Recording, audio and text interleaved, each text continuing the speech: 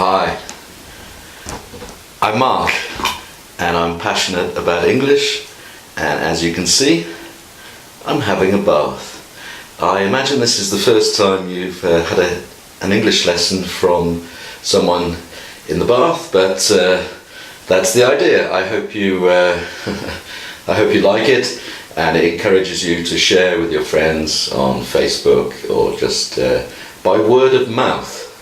So word of mouth means things spread by people telling their friends and relatives and so on. But as I've said, in the actual courses starting in September, I won't be doing silly things like this, but I'll still make the lessons fun. And they'll be about 3 hours long with lots and lots of different sections. You can watch them when you like, however many times you like. And yeah, I think they're going to be a lot of fun. Okay, so I thought I'd teach you an idiom to start with, which I already thought of because it's appropriate as I'm in the bath. And it is like water off a duck's back. So, of course, you know the duck, the type of bird that swims in the water or kind of floats in the water. And if we say like water off a duck's back, I'll give you an example first. Let's say somebody, people insult him a lot or say bad things about him, and he knows that, but it doesn't bother him in any way. He's not worried about it. It doesn't affect him. We can say to him it's like water off a duck's back, because of course water just doesn't stay on a duck's back because of the oil in the feathers. It just comes off and leaves no trace, no water. I'll see if I can think of another example quickly.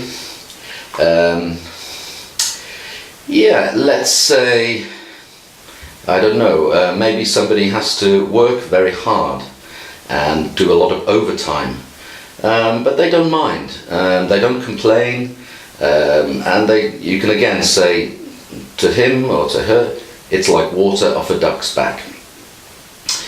And as you can see, there are two ducks behind me, and one of them actually is a radio that floats in the bath, but I don't use it. It was a present from Lynn, so thank you, Lynn. Okay, and I'm going to teach you several easy phrasal verbs today by telling you what I did this morning. And as you will see, English is not so difficult. It's actually using the easy stuff more naturally. Okay, so I woke up about 6:30 and I got up about 7. First thing I did was put the kettle on and make myself a cup of coffee. I turned on my laptop, checked my emails and Facebook messages and so on, and sent a few Facebook messages, and then I ran a bath. Okay, that's a funny one, but when we say we put the water in the bath, we say I ran a bath. Okay, but first I had a shave, and then I brushed my teeth, and then I set the camera up in the bathroom, and then I got in the bath. Before that, of course, I turned on the water, or turned on the tap, and when it was finished, I turned off the tap. And then I got in the bath. Of course, I also put some bubbles in the bath, just in case, but I don't think you can see anything. And so yeah, and I think, oh no, while I ran the bath, I had a shave and I brushed my teeth. Okay, so that's kind of stuff you learn at beginner level. I got up, or I woke up and so on. But still, many people, even quite good English speakers, don't use or don't speak naturally with this kind of easy stuff, easy vocabulary. So one thing I would really recommend you do is actually, okay, you don't maybe want to sound like me, but you can copy what I say, copy the intonation. And, you know, I know when I was learning some Italian, I kind of felt a bit, or Japanese, I felt a little bit embarrassed to sound Japanese or to sound Italian. But it's very difficult for a native English speaker to understand an Italian, for example, if they speak Italian English. I got up this morning, you know what I mean. You know, it's fun, but it's better you actually learn to sound English. So I recommend you copy me and say it aloud, not just in your mind.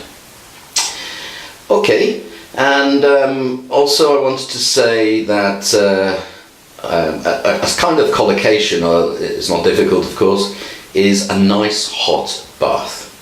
We could often say, oh, I really fancy a nice hot bath. Okay, and I believe in movies they often don't have the water very hot because of the steam. So many actors and actresses have to suffer while they, if they're filming in the bath, because the water's quite cold. Okay, now I have to get up a little bit and get the joke book, or no, I won't, I will remember it. Okay, a little boy is at the swimming pool and the lifeguard calls him over and says, do you know you shouldn't pee in the swimming pool? And the boy says, but everyone does that. The lifeguard says, yes, I know, but not from the diving board. Okay, I think you can understand that one easily enough. Okay, so this is the first mini lesson in July. So a few things going to change. Firstly, I won't be filming any lessons on my sofa. They are all going to be on location, but don't worry, there won't be any more in the bath. I'll go down the beach and down a park, a cafe, and things like that to give you a taste of Bournemouth and of Britain. Okay, and I'm not going to be doing any more bass riffs, hooray! But I do have another little plan. I'm going to, sorry, I don't know why I said like going to. I'm going to make a little bit of a theme in July, and it's going to be about the Beatles. So each lesson I'm going to ask you a question to do with the Beatles, and I'm also going to hum the beginning or part of a Beatles song. So like in June, where I gave you the chance to name all the bass riffs and win the first 3-month course for free, I'm going to do the same in July. So if you can name each Beatles song that I hum and also answer the Beatles question, then again you will be in with a chance to win the first 3-month course for free. It's only £25 anyway, but it's a bit of fun. So the first Beatles question in mini lesson for mini lesson number 1 is, what was the Beatles' first hit? What was the Beatles' first hit? We use hit to mean a song that did well or very well. Okay, and now some people said don't do this, but I want to do what I like in these videos and trust that you will also like them. I know not everyone will, but I just want to enjoy making the videos for you. Okay, so today's Beatles hum, let's call it, is, I think, very easy. Let's wet my lips.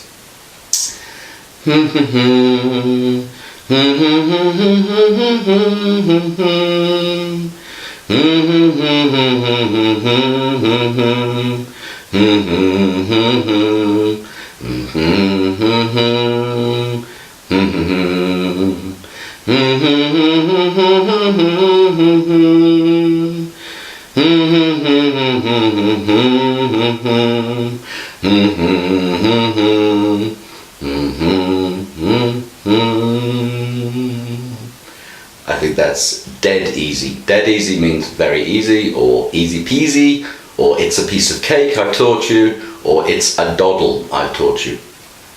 Okay, I hope you enjoyed today's mini lesson on location in the bath, and no bass riff as I said, so this is goodbye.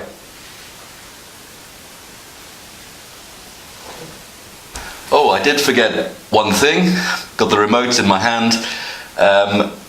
Keep watching and I'll put up the answers for yesterday's review. all about the idioms, phrasal verb, and collocations. Okay, bye.